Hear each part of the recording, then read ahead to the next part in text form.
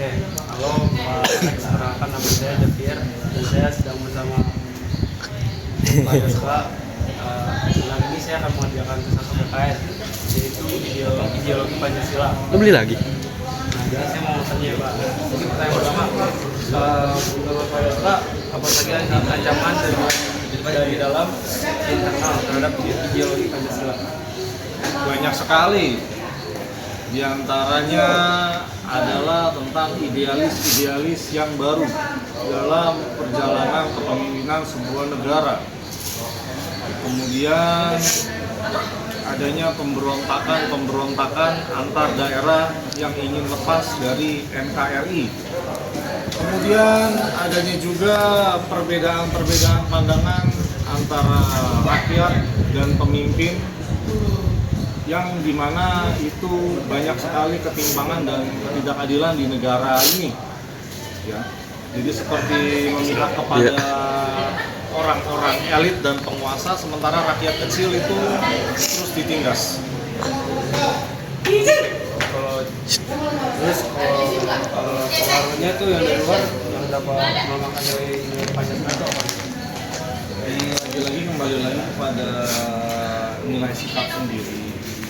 Kalau dari luar itu adalah dimana pengaruhnya mereka untuk mempengaruhi ideologi kita, ya kan? Untuk orang-orang elit sendiri juga bisa mempengaruhi ideologi negara ini sendiri. Apabila kalau orang luar itu istilahnya ingin mengiming-imingi mengambil suatu wilayah bagian dari kita, itu bisa merusak NKRI itu sendiri. Terus juga mungkin contohnya apa nih Pak dari gangguan itu di dalam kehidupan sehari-hari? Contohnya yang bisa merusak apa nih maksudnya? Kayak itu ideologi Pancasila. Baik. Oke, Pancasila itu terdiri dari 5 sila yang mana sebagai ideologi negara. Melarang orang beribadah itu juga tentu bisa merusak harmonisasi dalam berbangsa dan bernegara. Betul.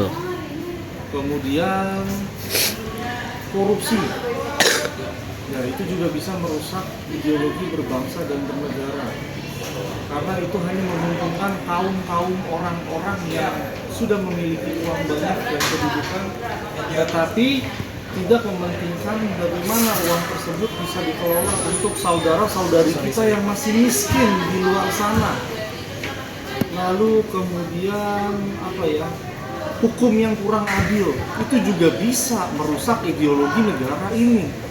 Katakanlah misalnya ada seorang koruptor yang memakai uang negara bertriliun rupiah hanya divonis 10 bulan penjara.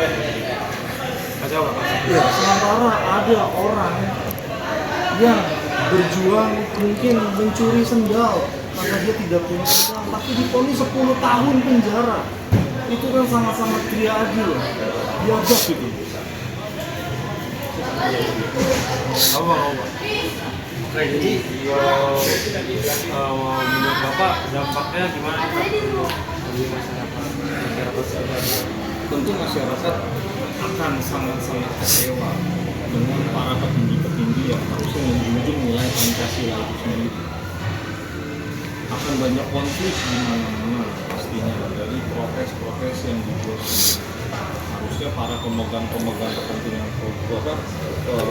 kepentingan ini sendiri yang bisa menjaga nilai Pancasila tidak dikaidahkannya.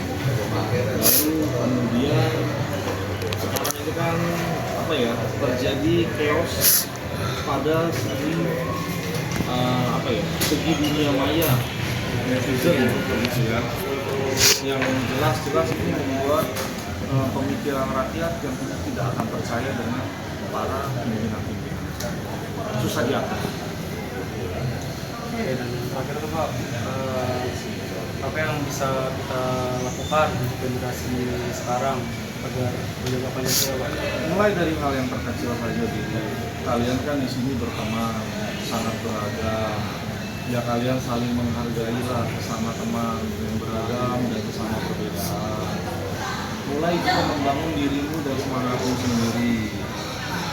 ya, untuk kamu bisa mengisi apa ya, istilahnya kemerdekaan untuk kamu bisa mengisi tugas dan kewajibannya sebagai warga negara yang baik, sebagai anak pelajar yang baik, yang dimana ada perlu kamu bisa membela hakmu, belalah yang mana hakmu, dan bela juga lah sesamamu yang memang perlu pembelaan dan yang memang tidak perlu. Terima kasih Pak Alek sudah mendengarkan dewek satu saya.